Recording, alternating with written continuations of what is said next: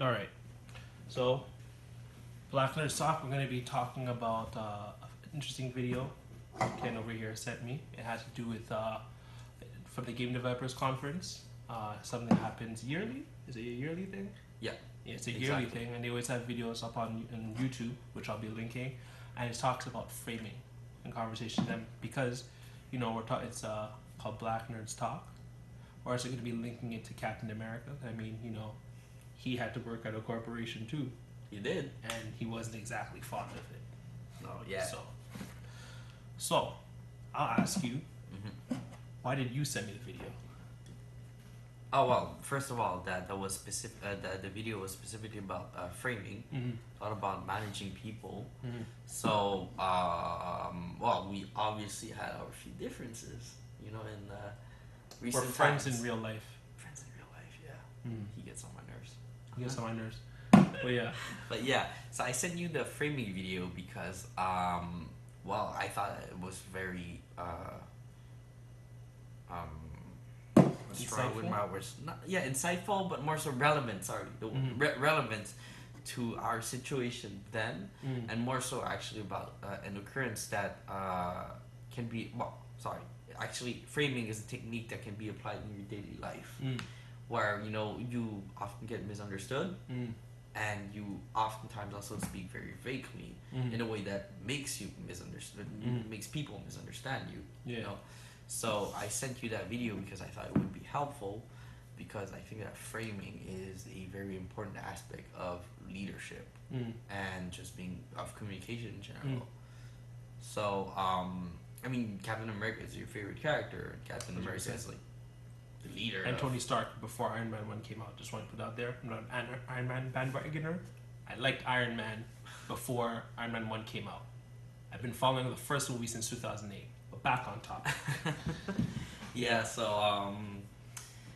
yeah, you like Captain America. And Mm. Captain America obviously is a leader. And you see him growing as a leader, like with Every movie. Every movie. Exactly. Yeah. I was gonna say each iteration, but Yeah. each movie exactly. And so, I mean, I guess I would have to explain what framing is, or Yeah, would you I like mean- to explain it? I would like for you to explain it, and then I can take. I want to talk about like what I took away when I started watching the video, because like Mm-hmm. I had a feeling why you sent it to me, but Mhm. then when I started watching, I was like, there's other things that kind of other nods in my head Mhm. kind of went off, and I'm like, oh, this gave me an insight. Maybe it was unintentional, but it gave me an insight as to myself as to why I guess you could say, struggle with power dynamics. Mm-hmm. Interesting. Yes. So yeah, would you like to explain? Yeah. Well, framing is essentially which we'll be linking in the video in the session. Mm-hmm. Man, okay, this is kind of like last minute thing there. Mhm. I'm kind of tired, but yeah, essentially, framing is the way you're going to be approaching certain things, like the angle you take in communication. Mm. So essentially, being condescending or being passive aggressive, or it's not that exactly, because being passive aggressive and stuff is more so like a type of behavior, or Yeah. where you come off. Framing is actually the technique of getting to that point. Mm. So if you want to sound patronizing, Mm. like there's ways to do that. Mm. And so in the video, actually, in the GDC talk, that was tackled because it was said basically that sometimes it was actually, most of the time, it was very important to frame what you say to people, Mm. and in some ways that can be kind of a manipulative thing. Mm. In the video, they actually had made a comparison between two people, where one person was not condescending but patronizing Mm. on purpose, Mm-hmm. and the other person was being patronizing but unconsciously. Mm-hmm. They were not doing it willingly. Yeah.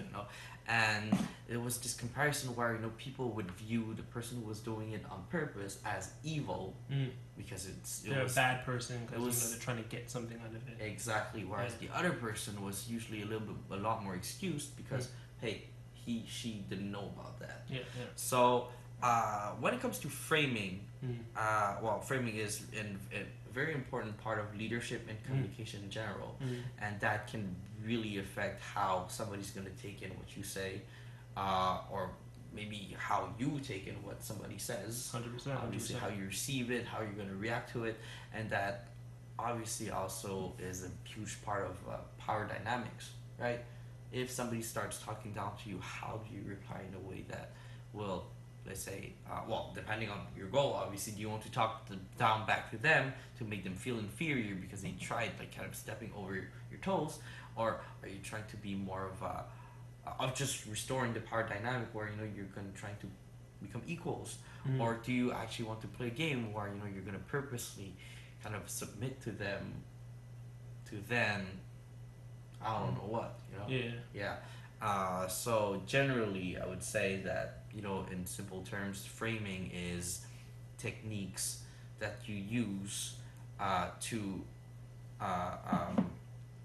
just approach achieve certain goals in a conversation. Yeah, exactly. Achieve certain goals in a conversation, like approach subjects, the way you deliver them. Really, framing is it's if you look at just the word framing itself, is a frame, right? So that's diagram, the box that you put your things in and you present it is the way it is. You portray it like like art, like a painting. Yeah, exactly. Yeah, 100%. So yeah, when I was watching it, it was really talking about, if I had to go back on actually watch it again so I can remember everything. I would have to rewatch it too. Yeah. Well, I mean, it's been a while. Yeah. Sent it to me like 2 months ago when I met Deborah. That's actually when I watched it. I sent it to you like right after I had watched it. I watched it like maybe twice or 3 times, but it's been a while since, and I've been like doing a lot of things. Yeah. And it was talking about in the case of like companies, and also maybe think of family dynamics. In the case of companies, it was looking at it in the sense of people are in certain, like it's an employee is always going to be regarded as an employee to the manager, and in order for like the company, let's say the company over like the CEO or whatever, in order for them to see that employee as someone equal to their manager, they have to do even more than their manager. Otherwise, they're always going to be seen as an employee. You're always going to be in the box of an employee. Right. You're not going to just happen to be like, oh, well, he's been an employee for a while. Let's move him out of that box. Let's move him out of that frame. He's always going to be in that box, and that manager's always going to put him in that frame of an employee. And the manager is always going to be in the box of the manager to the manager's supervisor. You don't just happen, oh, well, they've been manager for, let's make them a manager supervisor. He has to do that much more than the manager supervisor. And someone who's on a different aspect of the company, someone like in terms of, I don't want to really name anything specific, but like someone else in a different department of the company that's a higher up, that's a supervisor manager, they're not going to see because it made me think of in my workplace. I always found that like not even just my current workplace, but like any workplace I've been, I've always noticed that like I just have like tension with authority. Right. And I never quite understood. I always had that issue. Like I'm very, I guess you could say, irreverent to authority, where I'll just do what I want, and you can't like kind of tell me what to do. I'm sure you know as how like my personality can be when it comes to authority. I'm very I'm very resistant, and I'm very rebellious. I never quite understood that. But when I was watching the video, when they was talking about how that employee is always in the box of employee, it made me realize like that is why I have issues with authority, with organizations, with companies, because once I'm there, I'm in a box, and I don't like boxes. I need to be able to step outside the box. I need to be able to move where I want to. I don't like being told, hey, you're here, you're doing this, you're gonna do it that way, and that's all you know. I'm like, well, maybe I don't want to do that. Maybe I want to do more. Maybe I want to be the top guy. Maybe I don't. Even though I really want to be the bottom guy, I'm always pushing forward. So like when it came to certain things, like when I was working with youth, I'd be told I'm the same level as the other coworkers I have working with youth. I knew I wasn't, but I was told I was. And that's something that bothered me. Well, I would say that regarding that, there's a keyword you said, do more than a manager. Obviously it's like kind of more of a figure of speech, it's not necessarily like a manager. But I would say that you still, in some ways, as an employee, you still have to stay within the boundaries of I don't like that, obviously. But you still gotta stay within certain boundaries of what you must do. So 100%. obviously, like you do what you have to do, Exactly. and you do extras. Exactly. And obviously, certain people, they get stuck in certain spots, certain ranks, and in the hierarchy, and a lot of times, most of the time, actually, people get complacent. Yeah. So obviously, they stop doing extra. They're just doing what's required of them, which is totally fine. Then that's not what's gonna bring them their promotion, let's say. And if there's anyone that shows up with more drive, that is supposed to be quote unquote lower than them, but they're doing more than them, then there is they feel threatened. Exactly. Yeah. And that can create like all sorts of tensions in the work environment. Not to say that I think that it's justified, because it's definitely not. But I would say like in regards to doing more, you have to be careful in some ways. You gotta do it the right way, in a way that you're not gonna be causing trouble for yourself in some ways. Precisely. Which I remember the term that they used in the videos was like being perceptionally pigeonholed, where you're in the spot. And it was also reminding me of another thing they said, where like you have to do more to be seen outside of that box or that frame or whatever term you want to use. You have to do that much more because you're that. And obviously you don't want to do something else that's not entailed to your job. But when you do that, it's hard to, like I said, it's hard to stand out. It's hard to be acknowledged for what you do. Oh, definitely. And something that made me actually think of you when I was watching it, made me think of even not just company structure, but family structure. And I know you and I both have had our own share of issues when it comes to our family. I'm half African and I'm half West Indian, so there's a certain, especially within my own immediate family, I'm the baby of the family. So by a large margin, I have an 8-year gap with my sister, and my parents are 30-something years older than me. So irrespective of what my perception may be, or what my, not necessarily perception, my input and my insight of a situation that my family may be going through, my input is always disregarded for the most part, right. Because I'm at the bottom. You're at the bottom of the hierarchy. Yeah. And I'm always in this box, which is why I've always noticed, like, when it comes to as much as like I take a lot of pride in terms of my African culture and making me who I am, I also have a lot of resistance to it, because I'm always put in that box. Right. And it's hard for me, especially as my sister's a doctor, for that me, makes a big big impact there. Exactly. So it's hard for me to be acknowledged by others, because I'm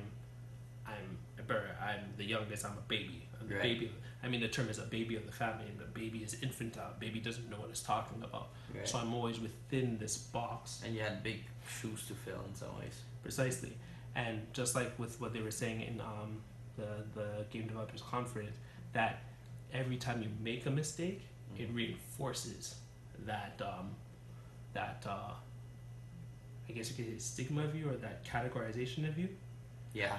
It reinforces this idea, the image of you, like whatever image they have of you. Exactly. Or actually, just it reinforces whatever perception they have of you. Precisely. Yeah. Which is the baby of the family. So I don't know what you thought of that, but or what you think of what I'm saying from what I took from the Game Developers Conference. But I actually do agree with that, because the thing is, if you're an employee, just acting like as an employee. The thing is, let's say there's like this job opening, and then you have that other person who does the job just as well as you do, but in some ways they've shown that they were more than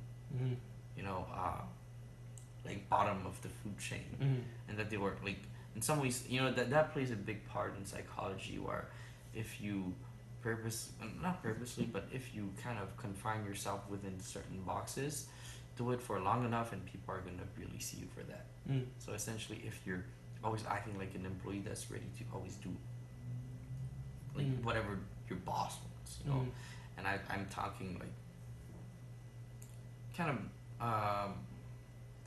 job related, yes, but I guess that would be more so like doing absolutely exactly what they want, the way they want. What happens is that while they see you as an employee, you know, and a lower rank employee, and you're doing that job well, and if you're doing too well also, you know, too well that is still within absolutely just in the confines of your responsibilities, what happens is that sometimes some companies, you know, I mean, I used to work at, you know, another company before, and it was basically just, you know, they're gonna keep you under if you're too good of a employee. Underling, yeah. Well, you're a big loss if you're not selling anymore and you're managing people instead. It's like, oh, okay, you're a good salesman and everything, you know, and then all of a sudden it's like, okay, well, we don't get those sales anymore. You're a person managing people. Also, one problem with lots of corporations, in my opinion, regarding that is, for example, in sales, people who become managers more often than not are people who are just good salesmen. And the problem is that good salesmanship does not reflect good leadership and managing people and people skills and even organization.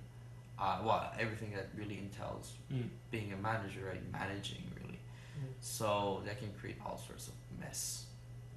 So yeah, definitely you're right that, you know, like, you get pigeonholed, and like if you like kind of just follow those guidelines, if I could put it that way, you know, if you stay within always the confines of your box, like at some point everybody's gonna see it. It's gonna be everybody's gonna see that box and be like, oh yeah, this is you, you know. So when it comes to time for promotion, to go up in the company, stuff like that, if you've always been that bucks and you've never been seen as more than just that bucks, but rather, you know, like maybe a box with lots of goods that is currently positioned or at a that shiny place. box with points sticking out, you know? Yeah, you know, anything really, you know. But if you stay within that spot and stuff, and you give off the perception, this is your spot, and you're basically made for this spot, then they're not gonna have any interest in moving you up. You know? Who would you say whose fault that is, or is it no one's fault for that? I would say it's everybody's fault. Okay. Because in a way, you know, we're in a very weird system, you know, where contacts makes a huge difference. You know, I know some people who, you know, said so themselves. You know, they told me actually this story of how, you know, they got to a certain position, and he said honestly most of it was dumb luck. You know, like I know a guy that basically he just went out drinking at some point, you know, with like with like two friends, I think, and then his friends actually just bailed out on him because he was too drunk. They were too drunk, and so he just stayed, you know, at the bar. So he started speaking to strangers, and fast forward, he got like you know, a higher position in the company, like not CEO, obviously, but like, you know, supervisor level. As soon as he started, the difference where, you know, networking is huge. Whereas while skills can still be taken into consideration, I think it depends a lot on what industry, what company, culture of the enterprise itself, and honestly, yeah, just networking is something that in some ways shouldn't. I shouldn't say that. Now, it's not that it shouldn't be, you know, the way it is. It's just it sometimes seems to make very little sense when you see certain people in position where it's like, okay, well, you know what, my wife is gonna start doing this, or my husband is gonna start doing this, and they don't even have like the level of competency to be able to really do it properly. I've seen that a lot with the organization I'm in, or the corporation I'm in, where there's a lot of people who aren't quite qualified for their position, and that's the thing that bothered me, because I would know that I'm much more capable than them, but because of the way the company works, and they would say, therefore, like, you've worked X amount of hours, therefore you're allowed to be in the higher position. But just because you've worked a year longer than me, doesn't mean you're necessarily more qualified, or as qualified for that position. Qualifications should mean a lot more than whatever they mean right now. That they say, exactly. And so when I was in those situations, I would also get promoted for those positions, but people don't want me to step outside that frame, that box. Yeah, exactly. And so going back, so just to bring things back full circle, really seeing that in terms of Captain America when he after I don't know if you remember after the Lumerian Star, when he fought on the ball at the beginning of the movie, Yeah. and he took out everybody, he beat Batroc, and he got back to Shield headquarters after Black Widow. He found out Black Widow had a different mission. He confronted Nick Fury about essentially compartmentalization of their mission, where he put Captain America in a box, and that's something that he was very much against. And he felt that he shouldn't be that because of the issue of who he is. First of all, he saved the world multiple times at that point, and then secondly, he felt that he should be, I guess you could say, on the same level as Nick Fury, which Nick Fury didn't feel that was necessary. That was the point. Right. But with a hierarchy. Exactly. But with an organization like that, they function based off of compartmentalization, which is essentially framing and putting everyone into as small of a box as possible so that no one knows the whole picture. Right. Yeah. Well, that is definitely something that I could agree on. For myself, I tend to have very fluctuating drive when it comes to work. Okay. I know that I'm only as good as my drive. So the thing is, when I see that in a company, it's kind of too based on networking, and not networking necessarily, but kind of connections, really, just connections and being favored or stuff like that. Like, I can't stand that. I've witnessed like so many instances of like things happening that were kind of sketchy at best. Things that feels like they shouldn't have gone the way they have gone. People who got promotions that really didn't necessarily meet the qualifications needed. And I don't know if you know about the Peter Principle. The Peter Principle, tell me about Peter that. Principle is Tell the audience. The Peter Principle is when basically you get promoted up to your level of incompetence. So essentially, companies, actually a lot of corporations employ that technique when it's tough to, like, let's say, they have policies that prevent them from firing people, like on a whim. So what they do sometimes is that they have like this problematic person who's in a good position, let's say, they will promote that person to their level of incompetence so that they will be able to get fired. Because they're not doing their job. Exactly. I've witnessed that too. Wow. On a few occasions in the past. Interesting. It's a pretty interesting concept, so I would definitely suggest that you check it out. Where did you find out about this? Yeah. Peter Principle was from Kevin, actually. Okay. Kevin? Okay. Yeah. So you can find it on like YouTube and stuff. You can find it on YouTube, on Wikipedia, on Google, whatever it is. The Peter Principle is it's very interesting. Okay. Yeah, so that's definitely something that I would say read up on it, look up stuff that are related to it. It's in a way, it's I would say it's sort of a principle that kind of balances out the way the world is run these days. Interesting.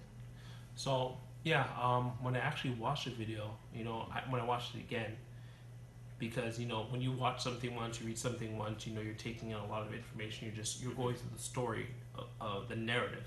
But when you watch or read something a second time, you're really taking in a greater amount of detail. Exactly. Greater understanding. So when I actually watched it a second time, I actually really took in the concept of framing, and I said, one of the questions I had, which we can come back to, is that in terms of my relationship with my family, as much as it's wrong for them to see me the way that they do as the baby of the family. It's always important to be self-reflective. It takes two to tango in terms of any situation. So then I had to ask myself, am I at fault for the way everyone perceives me? Not beyond like the fact that I make mistakes. Everyone makes mistakes. Obviously, everyone makes mistakes. Sorry?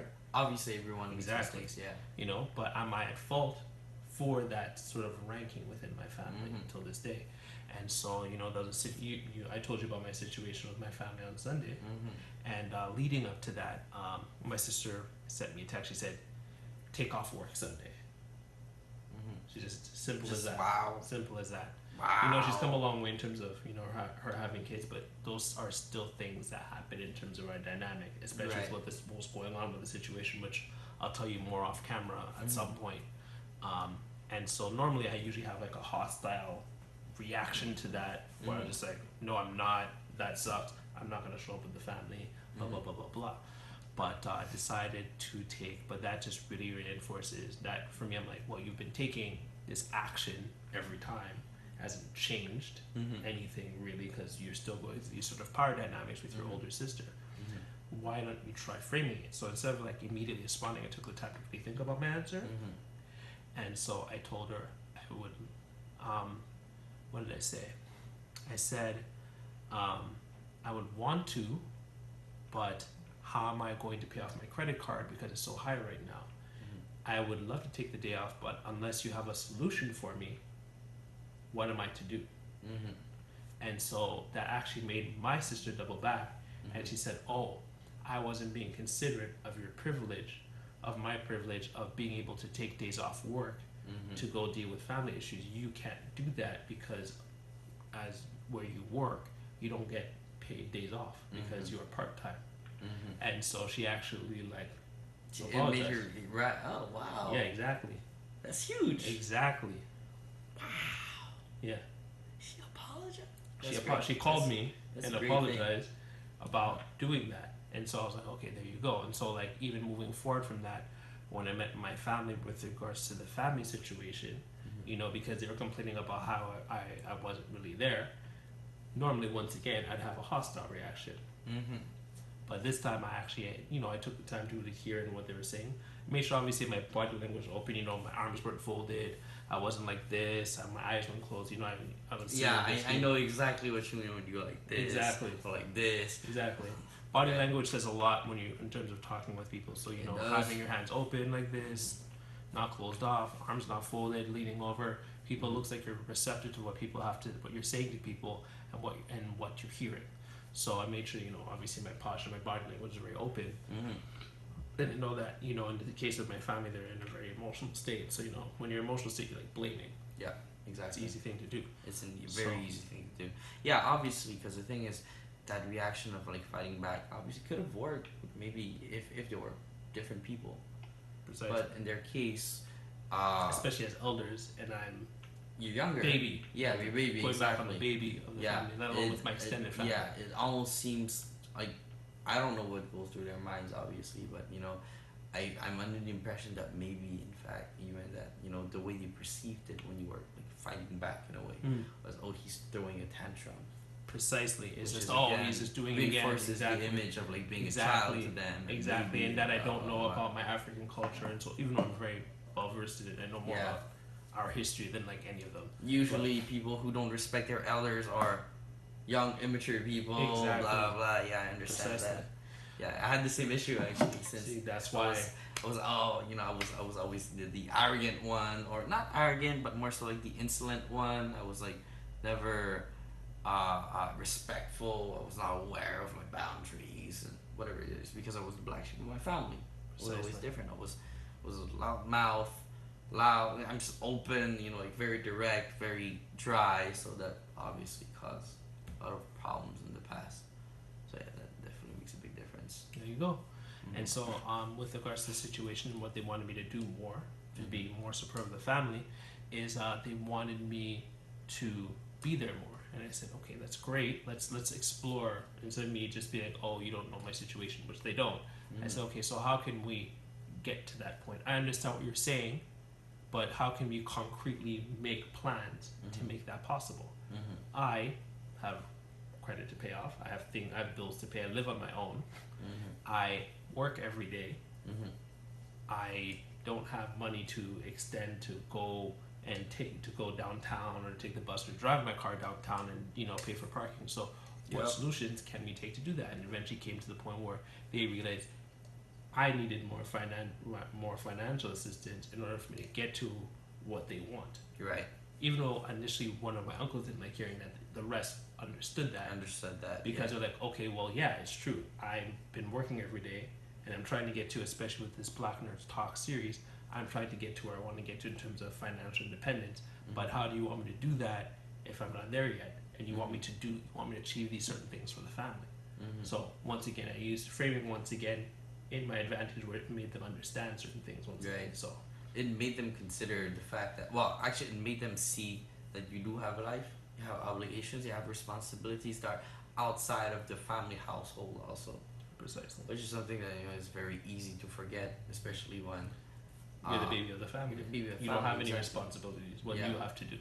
Exactly. In their mind, you're just perpetually without any responsibilities. Exactly. So why couldn't you be taking the day off there? Exactly. So yeah, that's obviously a thing there. I mean, for my part, I definitely don't have it hard. I used to argue a lot more with my parents. Have more differences with my family.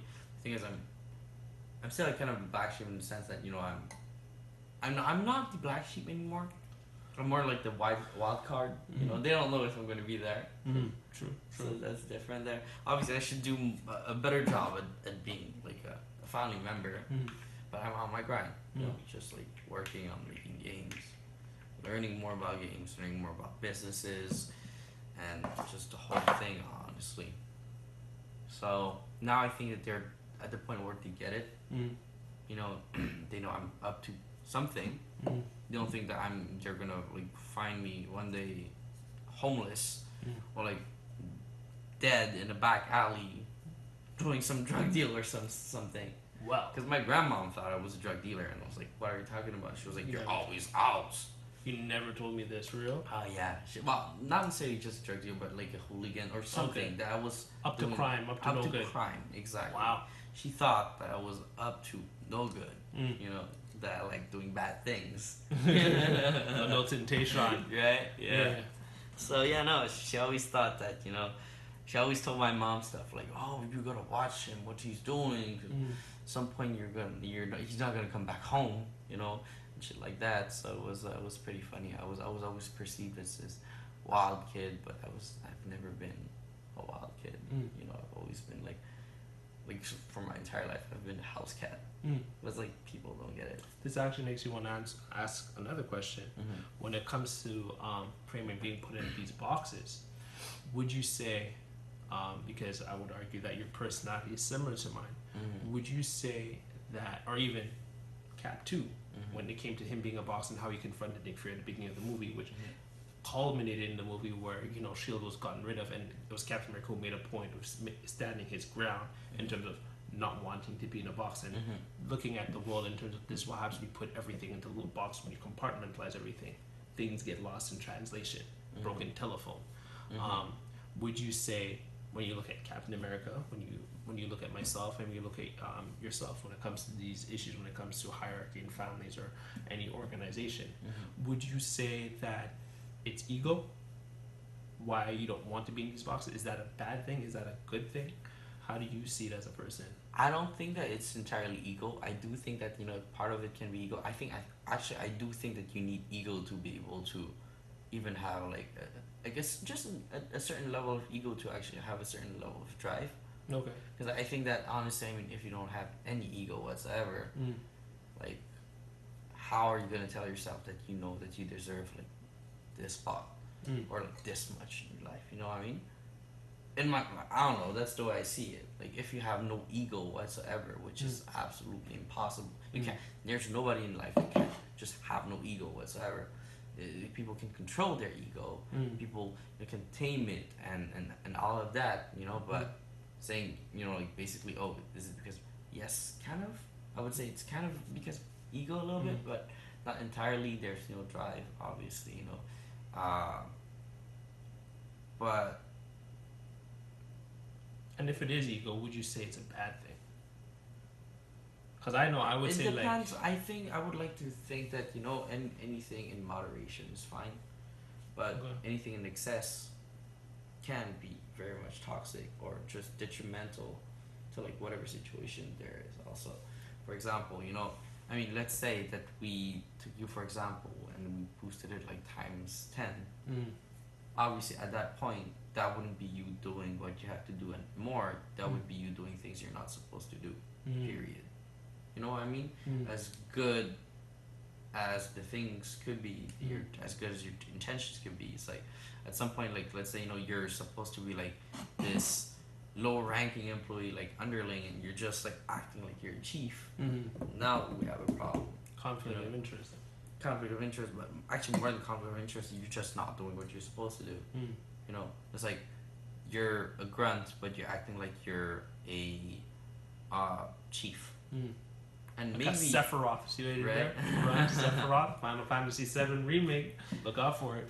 But yeah, you like you could very well be a chief. Like deep down, you have the potential to be a chief, but at that moment, you're still a grunt. So you still have, I would say that to be able to attain like the level that you believe you deserve, you still need to like respect a little bit, the grind. Because if you don't respect it, you will have people who will feel threatened by your drive and what happens. And well, sometimes even for is it wrong to have that drive then if people are threatened by it? I Like don't in the know. case of about No, my situation at work. No, yeah, so but no, it's not. Would you say it's not wrong to have a certain drive. It's just how you handle it, which actually comes back to it's not framing per se, but it is part of is a concept that is parallel to framing. Which is just gauging, really, like going gradually and just being able to like gauge how much you're able to do to respect certain boundaries, right? Like basically putting your effort in a box, aka framing your effort, and while constantly changing the framing so that you can keep going forward.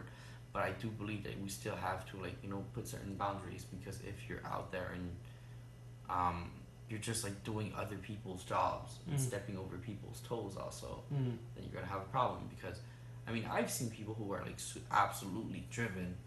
They wanted to go up so bad, they start snitching on the other people, they start acting like they were managers, and it was just too much. It was causing problems.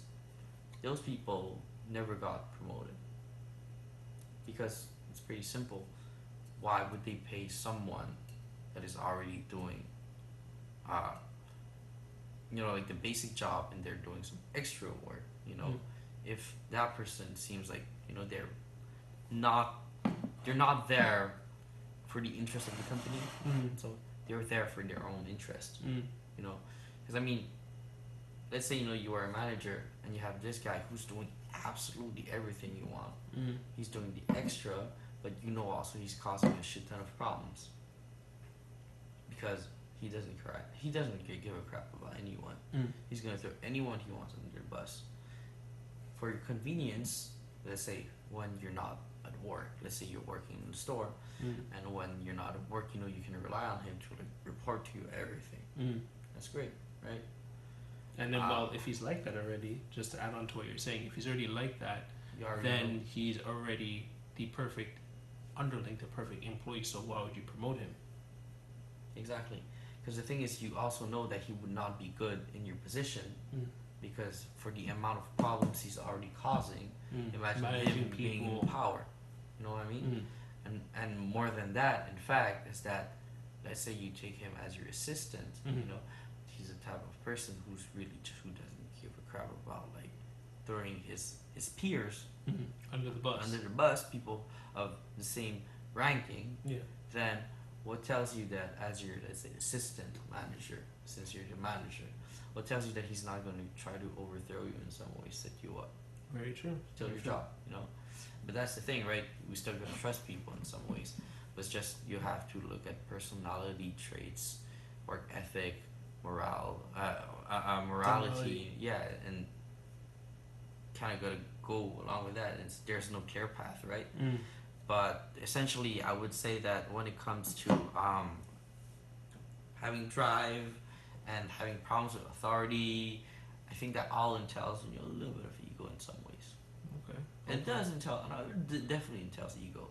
It's not the sole, the sole thing that is responsible for that, but definitely is part of it. I mean, a little ego never hurt anyone. Very true. Very true. Obviously, if your ego is like as big as a hot balloon, then we're gonna have to talk. That Kanye West, right? Yeah, that is very problematic.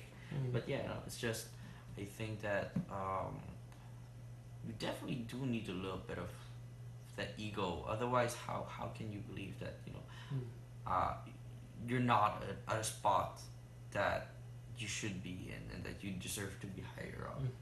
You know, Very true. but that's the thing also with this system, right? Because I think that one of the big things, at least in my opinion, that I've noticed. This is just like my own experience. It's none of this is facts. I haven't made any research, but I find that obviously it's not all minorities, but a lot of minorities have this mentality of following the structure and yeah, I can. There you go. Let me put it this way. Following the path that they tell us we have to go through to be able. They tell you have to do this, this, and that. Yeah. A lot of people are gonna go, well, I haven't done so yet, so I will have to find a way to do it, so that I can say I did it, and then I'll apply. Whereas, people who don't necessarily have like the immigrant mentality, they're more likely to go, well, I may not have done this, and that, but I have done this, and I can definitely do this and that, and I can learn that. They apply, and you never know. Sometimes you get a job. My sister adopted like a new mindset when it comes to work. Well, obviously she's still gonna stay reasonable, with the boundaries of reasonable qualifications. But the latest job she got, she didn't necessarily have all the qualifications or like not preset skills, Okay. skill set. Yeah. But The prerequisites. Yeah. yeah, exactly the prerequisites, and she still applied. She was like, you know what, fuck it, let me apply. This job interests me. She got an interview. They loved her. They took her, and boom, right there, you got a job that you didn't have necessarily all the prerequisites for. She wasn't 100% completion, let's say. But you know what? She's doing her job great. She got hired. Her boss loves what she does, the way she works, everything. So it's like, why do we need to like follow all those conventions all the time? Which is why I do understand that authority. Really have trouble with authority sometimes. For me, I think that personally, I think I have less problems with individuals themselves, but really more than The structure. the structure and the concept of it. I have more issues with entities than people themselves. You know what I mean? I think I'm a bit of both, to be honest with you. I think I'm a bit of both. I think I have issues with the whole structure because I feel like it limits people and it keeps people from moving forward, which makes me question is it even, can these things exist without the dynamic? Can we change the way how necessary those dynamics are? I mean, going back in the whole family thing, obviously the son has to have some sort of reverence for their father. Otherwise that dynamic can work. We've seen it.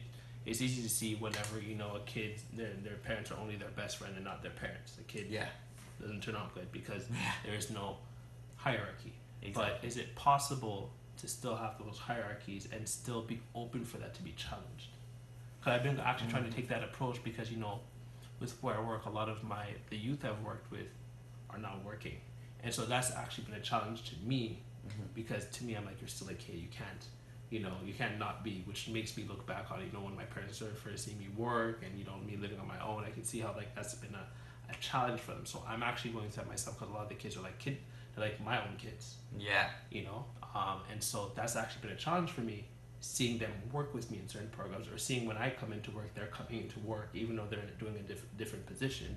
And so I'm like, wait how a do second. and I'm like, because like when I was working, when I was mentoring them, I had a certain type of relationship I maintain with them. I don't swear. They don't know about, like, for instance, even though I don't talk about it, but they'll never know about like my sex life, for instance, because they're kids. You're not supposed to have those conversations with them. Your mentor, right? Right. And now I'm like, I'm not. So even though I'm still mentoring them, I'm like, okay, don't do this, don't do that. I'm still going through a different sort of type of experience with them, where I'm like, I'm trying to understand it. Right. Where I'm like, and I would try to still put them in the box. In the box. Yep. Because it's easy for me to understand them when I'm like, because you are always used to them being in a certain place, Exactly. and all of a sudden they're moving, and so you Exactly. have to adapt. But obviously, the well, you know, it's just the natural human coping Reaction. mechanism. Yeah, reaction actually is to fall back to something you know because this Exactly. is foreign. It's Exactly. new. Yeah. We're afraid of the unknown, and for me, that's actually been unknown. This So I'm you just know, like, yeah. so how am I supposed to interact with them in this new space? And I'm like, I want to put them back in a box, but I'm like, it can't be. And especially sometimes, you know, I have to go back into a space again where I'm mentoring them again, back in a sort of youth environment, youth mentor environment. So I'm like, where do I go? So for me, I've been really trying to take a different approach where they're still my kids, my youth, but I'm also trying to be more open in terms of them stepping out of that box. I feel like us instead, I feel like we as people, in order for those that come after us, those that are younger, those that are under than us, for us to be open for them to move forward. I think it's still possible for these frames to still exist, but people are able to easily step outside of those frames and to move on, so those relationships or our relationships with those people can change, or our or your relationships with those people can change for something new and different, because they do need to exist from what I feel, but like if it's too rigid and nothing happens, nothing grows. Right. Well, because yeah, they kind of do need to exist because, well, uh, of the human factor. You know what I mean? It's like if you were to try and be like a socialist society, it wouldn't work because of the human factor. Because on paper, it should work technically. More so communism than socialism. Communism actually, yeah. Communism actually, yeah. Communism is, yeah. Technically, on paper, you look at it, it should be like the most beautiful system World. we have. You know, the most moral, fair system out there, but it just doesn't work because human factor, right?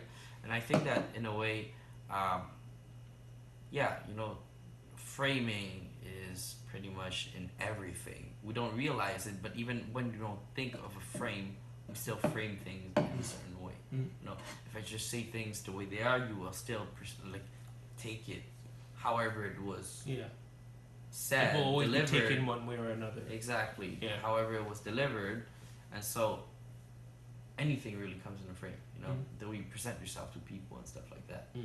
For example, I know that, you know, at my workplace right now, I absolutely love the floor manager. He's absolutely amazing. So I tend to that very rarely happens because usually I get into conflicts with my bosses. You know, but he's absolutely dope. So whenever I see him, I'm really happy to see him. I'm like, hey, you know, how you doing? You know, and I know that I speak to him in a very, very employee way. You know, I'm putting myself in that employee box, really. You know, Okay. obviously, I have my biggest focus right now is like game development and stuff, and not like my day job. I would say, you know. So I want to create. So I do know that, you know, part of it has to do with that. So it's like kind of pushes me away from like kind of going more from my like entrepreneur side, you know, like networking and blah blah blah. But I do know that I should really be doing that because I'm really putting myself in a box. But I mean, whatever it is, you know, we're just gonna deal with it. But I would say, yeah, framing definitely entails the ego. Framing definitely is more than just words. Sometimes, you know, it's how you act, what you do. It's the image that you will imprint on people's minds, their conscience. That's the way I see it. So you having problems with authority and stuff like that is because maybe you may come off as somebody who's overshooting. You know what I mean? Yeah. And maybe I'm totally wrong too. You know what I mean? Maybe you don't seem like you're overshooting, and you just happen to have people who are highly insecure about their job security around you. You know, who knows really? I think that played a role too. I would say so. I would say that happens very often because I've had a manager in the past. He was infamous for being the most incompetent manager out there. He somehow stayed in there and got promoted. Well, he got hit by the peer principal, basically. You know? Oh, really? Yeah, but the guy was basically keeping like a lot of guys, like top employees in my team. He was keeping them under until he was transferred for his promotion. And then we had our new manager, and she kind of ate all the crap because then she started, well, giving them their dues, right? Because they were getting their promotions blocked all the time, and she was like, "This is ridiculous." She basically got them all, pushed towards the right direction to get promoted. So then we're left with a pretty weak team of a lot of newcomers. She ate crap the whole time. And then next thing you know, like she was fed up of it. She went for another position. New guy comes in. Well, by that time, new guy comes in as a manager. Well, the whole team finally settled in. He didn't have to work as hard, essentially. He didn't have to do anything. The transition period was done, and the team was set in stone. Basically, nothing's ever set in stone, but things were pretty much set in stone. The workflow was there. It wasn't a mess anymore. It wasn't chaos. There was nothing to like repair per se in the work environment anymore. So then he got promoted and everything, and then there was like some big boss that talked to like that manager I told you that ate all the crap before this new guy. And she was like, "Why is it that when you were there, it was like this, and then now that this guy is there, it's like super smooth?"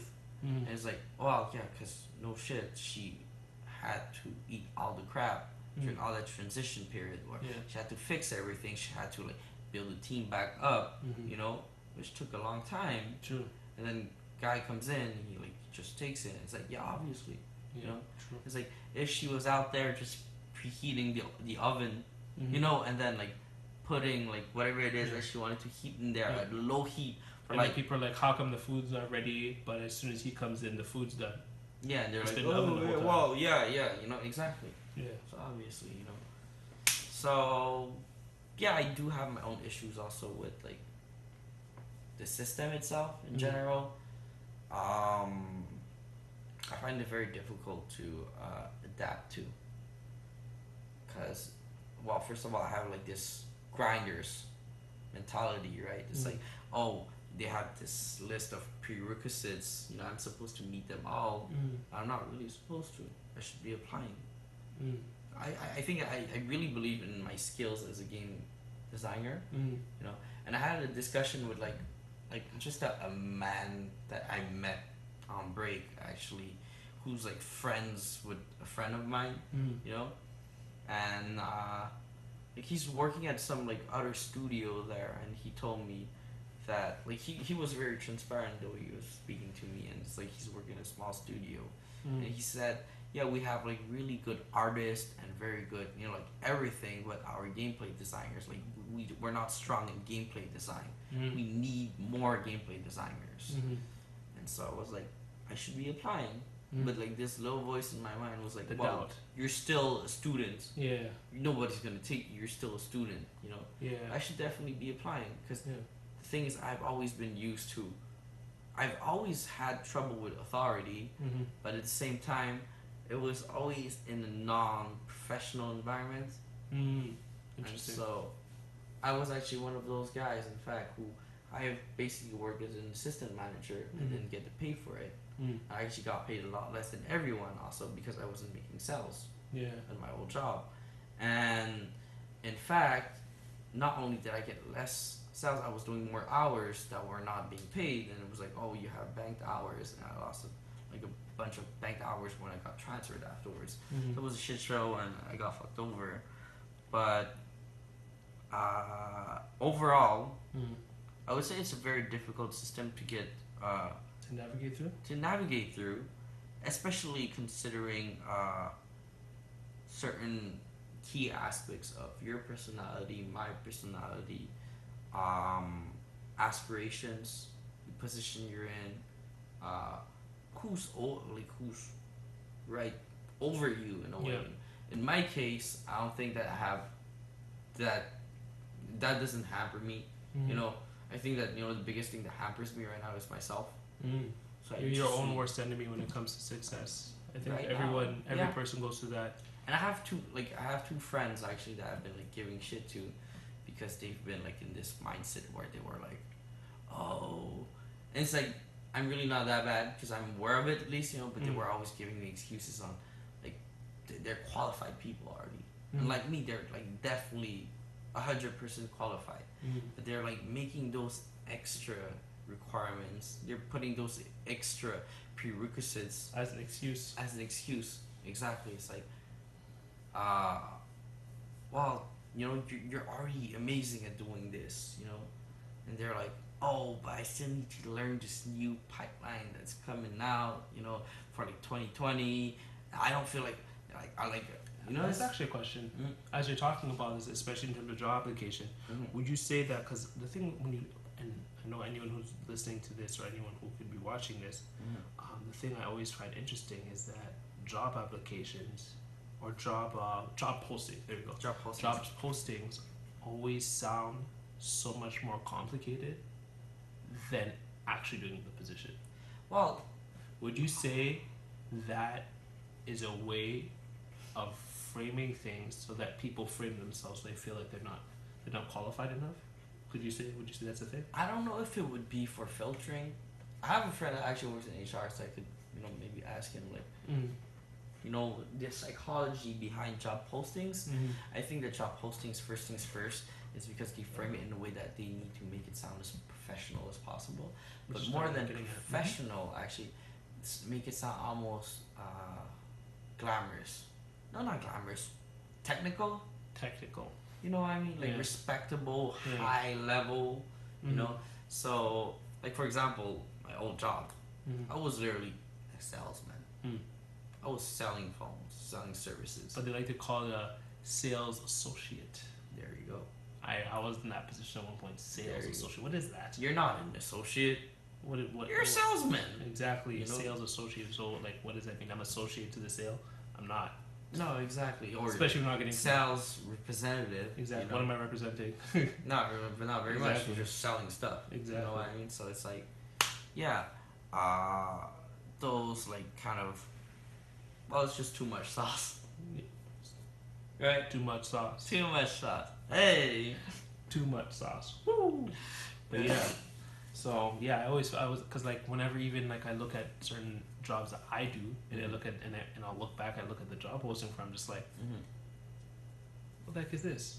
Or Right. even in certain situations where I read it and I really like kind of unpackage and deconstruct the certain job requirements. I'm like, oh, that The requirements is actually the biggest thing usually. Exactly. It's not the description, it's the requirements. exactly, and I'll It's be like- like, oh, I already do that, but they just word it in such a, I guess you could say, convoluted way where I'm like, do I do this? But when you really break them down, you're like, especially when it's a position you're already doing or an equivalent one, you're like, Be oh, I yeah, already, it's not that serious.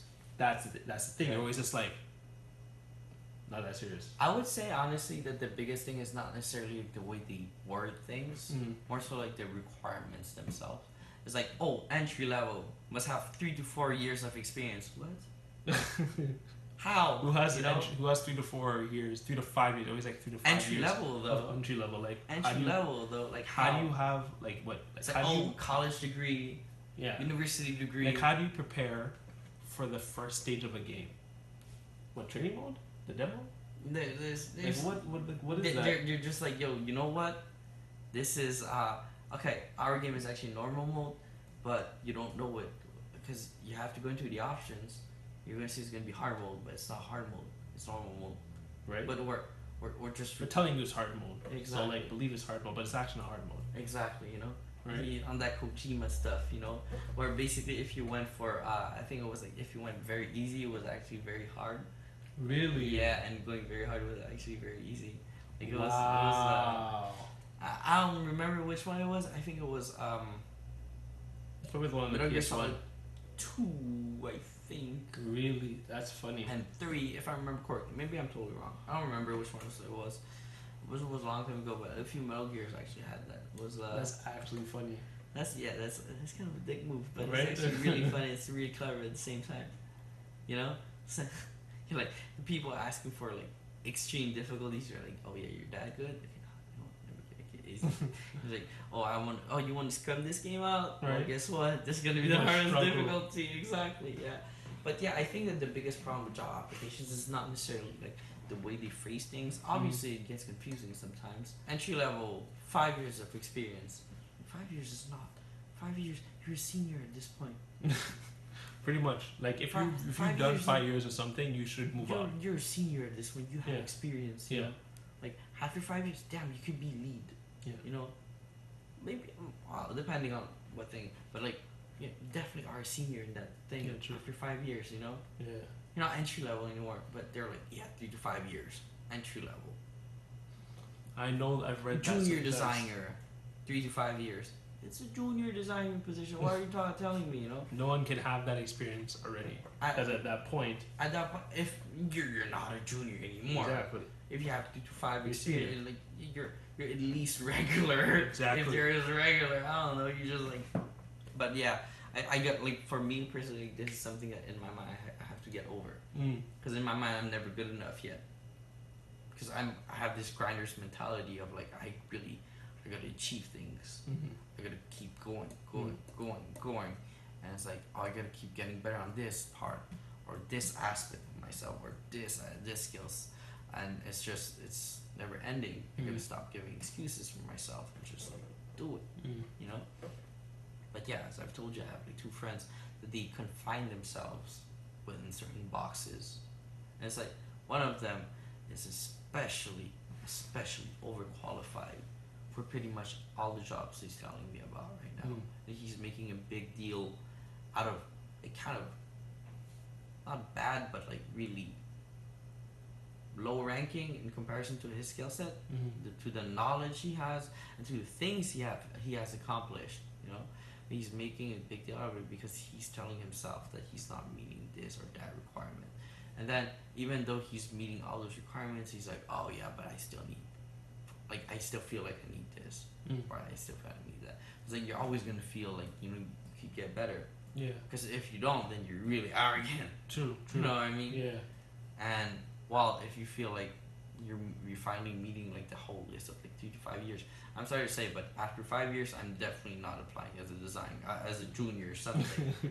You know, after 2 years, I'm definitely not going for entry level anymore. Yeah. So if I feel like, unless I feel like, you know, I'm really not good, or actually, no, sorry, if I am not good, that's something else, that I still really need like a whole lot of practice just in terms of basics, then yeah, sure. Not practice, improvements. Or basic, then sure, yeah, I'm going for like a regular and junior. But at the end of the day, I think that our biggest problem is that, you know, we come from we have very different personalities. You're talking about you and me, or are you talking? Yeah, about... you and me and anybody who has like trouble with authority generally, you know. Because right now I have no problem with my actual job. It's wonderful. Yeah. You know, I have best bosses ever, like crazy. But it's more so the structure itself, the system itself. It's what you aspire to do. And yeah, personality traits. You know, sometimes you just have that drive, and that won't cut it. You know what I mean? Like just working under someone, working in a box within confined parameters. You're just like you can't do it. I think that's the state that I'm in. I think just the state of my ambition and what I want out of life long term is not conducive to my workspace, or not conducive in my workspace. Yeah, I understand. I mean, for myself, you know, I work in a department that really is not the department that's meant for me. You know, what I mean? I'm thankful I have a job, being treated nice and everything. It's just I really aspire to go to the dev side, you know, be a developer. So, I mean, for me, I'm only as good as my drive. So that's one big problem right now. You know, I like that one. I'm not in the department that I believe aspire I should to be in and should be in. Yeah.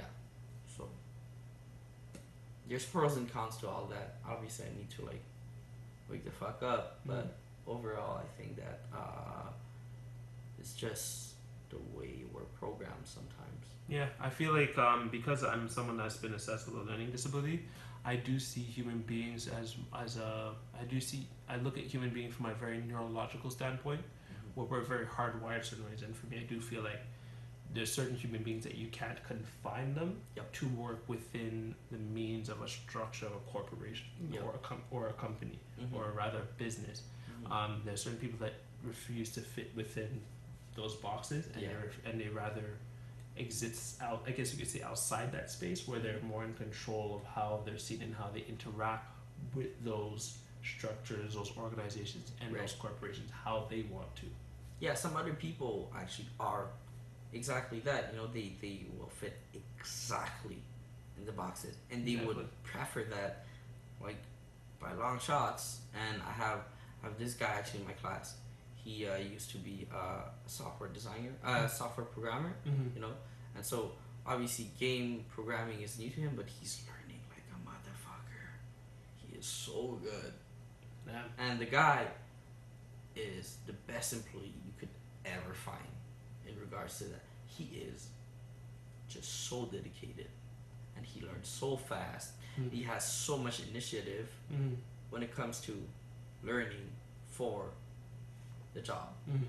He's not a guy that's going to go out there and speak to people. He's not a guy that's going to go out there and He take the stays in risk his of, lane. yeah, you know, he's a guy that, you know, actually Have he you likes ever- his lane. Have you ever done like work with kids? Not really. Because well, maybe you were able to read this from when you were a kid. Is that there's like three. Whenever you work with kids or youth, there's always three groups. There's like the really bad ones, and you know their names. Those are really bad. Yeah. They're always causing Violence. problems. Yeah. And then you have the really good ones who are always doing exceptionally well, and like they sort of like they do. They're I guess you could say overachievers. They do more than they meet the overachievers. conditions and they do more. Mm-hmm. They go over and above for what they have to do. And then you have the sort of middle ground. You have the 70 to 80 kids. They're always or 60 to 80 kids. They're always just right within that means. And like for me as someone who's worked with youth and worked with kids, I never remember their names. Yeah, you don't, because you never tell them they're doing an exceptionally good job, and you never have to tell them they're doing a bad job. They're good. They're average. Yeah, they stay in their lane. Yeah. So I guess I could say that those are the people that best fit within those organizations within that structure. Well, Possibly. Yes, but the ones that are going to be the most successful in those organizations are not going to be the average ones. Absolutely not. They're going to be the ones that are overachievers, but that do not like risk. Precisely. And then you have the opposite ones Entrepreneurs, who, basically. exactly. And then you have the other ones on the opposite end who are just like, bro, forget the structure, forget all that. I'm gonna run around in a circle. Like, Exactly. The ones that are actually gonna do their own thing. Exactly. Yeah. So I find that sort of interesting with what you were saying. Where I'm just like, because even when I was working with kids and youth, there's kids I never remember their name, but they were good. Very good. But they weren't exceptionally good. They weren't like doing a lot, but they weren't like causing problems. So I'm just like, you're kind of just in the middle. Yeah. Or sometimes when they kind of fall outside of that, teenagers and kids, they fall into the wrong group. So I'm like, hey, I gotta kind of talk to you to kind of like remember you were good before, and then that's when I'll remember them. But otherwise, I'm like, I don't recall you because you. There's no risk. There's nothing. It's like straight line. Exactly. Right. No, I see you. Yeah. Kind of sucks sometimes being that kid. Exactly. Like actually. Which is why some actually kind of fall off. Precisely, right? Because no one's watching them. Actually, I remember Africa was saying that she was one of the kids that fit in the middle, and she's like, no one ever noticed me because she was within the 70 to 80 range. You're right. But I was 60 and under, and I know you were kind of 60 and under. It depends. I've you went up and down. I've been in several positions there. Like in elementary school, I was one of those overachievers. Okay. So I was studying like crazy, although I really didn't need to, but because it was elementary school. Yeah. But I just wanted to catch up to my brother so much because he was like that good at school, and I was like, "Well, Mom, notice me," So I actually went back on that just as you're saying that, just making me think you were there. Notice me. No, close. You're the middle child. Yep. I'm the in-betweener. Exactly. And I know how like your mom kind of reacted from what you told me from like the extreme, which is your sister and your brother, but you were in the middle. Yeah, because I mean things have changed a lot over the years. Mm-hmm. Because the thing is, relationship dynamics and everything have changed, and I'm very much on my own thing now. But for the longest time, yeah, I was kind of, I wasn't, I was not as good in school as my brother, but I was better than my sister. For the longest time, I was better than my sister. Yeah. Look at that. Yep. She achieved so much more. She went straight line. You know, my sister is absolutely amazing. Yeah. And and so I've fallen off like after a certain point where I was like overachieving at first, and then I stopped overachieving. It was just like I was passing and stuff, and then at some point I just like started really falling off because I didn't give a fuck anymore. Yeah. You know, and so I've been like on pretty much all ends of the spectrum. I was so I've been in the 60s also, and like barely passing or even failing at some point, you know. But yeah, so I know why certain people fall off also, because I've been there from top to bottom, basically, you know. And I've been in the middle, if anything, but I've never been like the overachiever. And school was never the right thing for me. Never mind, I have a university degree, but like it was never really the right thing for me. So I was always at kind of like the lower end of the spectrum. So everyone always kind of paid attention to me. And then now I'm like in the working world, and once again I can't fit within that space of just doing what I'm supposed to do. I'm just like I can do more. Exactly. I'm already doing what you want me to do. It's not that hard. You're not paying me more for what I could do, and you don't want me to do more. But I could do it, so I'm like, I don't want to do it anymore. Right. So. Yeah, because I mean, just right now, in a position where it doesn't have, it's not a department that I wish I was into. Like because you said, I want to make games, right? I'm still doing what I need to do, but I very much sit like in betweeners. I'm in the tweeners. Yeah. But at the same time, I kind of stand out for the wrong reason, to be honest with you, because I've been focusing too much on other stuff. So I need to get my things going there, and kind of fix that problem. It's not too much of a problem, but it could become more of a problem if it keeps going. So I do get it. I mean, I think this is my first time actually being a tweener when it comes to work, because I was either like nothing, everything or nothing. Yeah. So I'm kind of more of a. So people can kind of adapt that as possible. Yeah. We're not too hardwired. We can kind of adjust it to an extent or not. To an extent, for a certain amount of time. Yeah. But like, well, you've watched Dave Chappelle's The Revelation, right? His Netflix stand-up. At the end of that one, he talks about Iceberg Slim, the book called Pimp. Maybe I had to rewatch He talks about the concept of like mileage on the whole. Vaguely, yes. So essentially, he talks about how, he calls it the capitalist manifesto. Okay. Where mileage on the whole is basically, the extent of what a person can do. Can do bad things. Go through bad things. For example, a prostitute. How many fucks she's like? How long is she gonna still be able to fuck clients? Get clients. How many times she's gonna be able to do it? Like they know how many times a resource can be essentially. So from what I'm gathering, it's how many times a resource can be used before it runs it's out. Not before it's run the course of its usefulness. Exactly. Okay. Because the thing is, a person's gonna snap at some point if you put them through, enough bullshit. So I guess that's the situation I'm in. The mileage on a whole is the amount of fucks she can get before she cracks and loses it. And they're gonna have to like let her go, blah blah blah. So in that book, essentially, I think you should actually watch the series. Okay. The Netflix. Want to send it to was really say it again for the people. So it's Dave Chappelle's Netflix stand-up comedy show on Netflix. I think it's called The Revelation, if I remember correctly. So anyway, I'm not gonna spoil more of it, but it was just a really, really good bit the show. Mm. So essentially, yeah, I was talking about mileage on the whole and everything. It's just that we all have our limits. Where for some Definitely people hit that mine. doesn't for some people it doesn't test them that much, and they could go like 67 years, Mm. you know, working 9 to 5, and be very content with it, and I totally admire that. I totally respect that.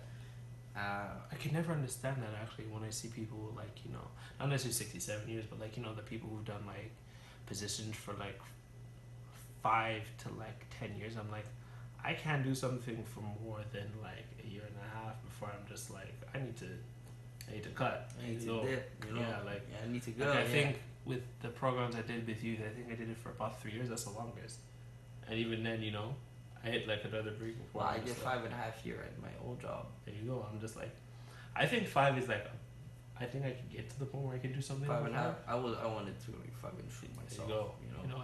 And I know people that were doing it for like 10 years, right?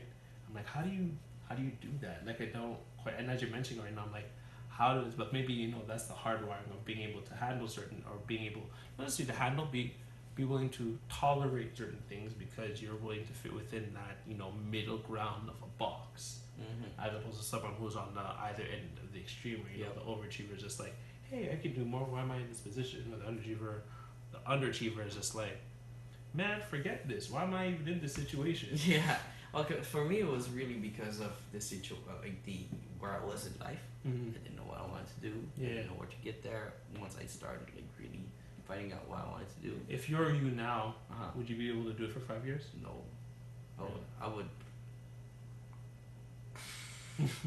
I would go on a burnout after like a year and a half. Really? 2 years. Really? Yes. So 5 years. So like you, when you didn't know who you were, essentially, Mm-hmm. could do it for five and a I half could years. do but it a someone- lot longer because I did not have a goal. Interesting. Which kind of goes back into the extremes of the personalities.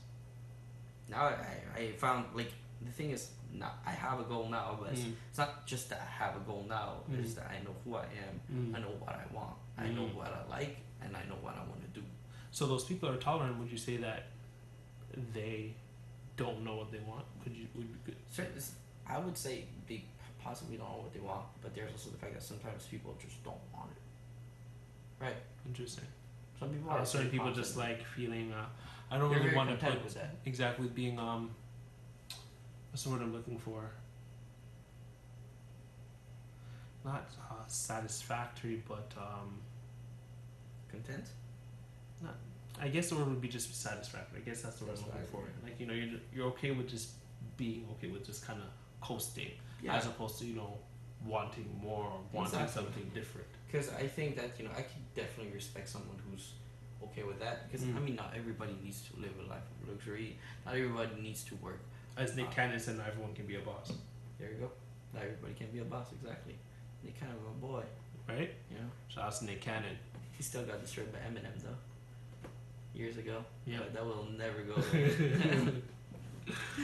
But yeah, I think it's the way we're wired, but more than how we're wired, I think it has a lot to do with our personalities, where we're at life, our psyche at that moment there. Because me now, I would never be able to do 5.5 years at my old job. I would never be able to do it, just because it's not what I want to do. Makes you think of people at Shield, the people who were working at Shield, and in Marvel Cinematic Universe were doing it for 20, 30 years. Cap got fed up in what, 2 and a half, Yeah. and he was just like, nah, this is not working. This We need is to cut not this. working. Shield is an organization. Nick Fury, this is going. The It's whole done. thing, it's Right. over. Avengers, go back to that. Right. If you Yeah. think of that, and it makes me also think of Tony Stark would be in. I think if Tony Stark was in the same situation, he would have been the same thing. He has to be kind of in control of his environment too, because Yeah. he knows who he is, he knows what he's worth, and so on and so forth. The only reason why he was actually signing this Sokovia Accords actually was because, well, he knew what he wanted, which was True. the And Avengers. even then, yeah, for him to work within those confines is window because he he wanted was like the the Avengers overachiever. to Exactly. He had stay a goal. together, and It wasn't just Yeah. because. exactly, it wasn't. True. He wasn't just bowing down to it. It was more like, Exactly. he was playing the game, Exactly.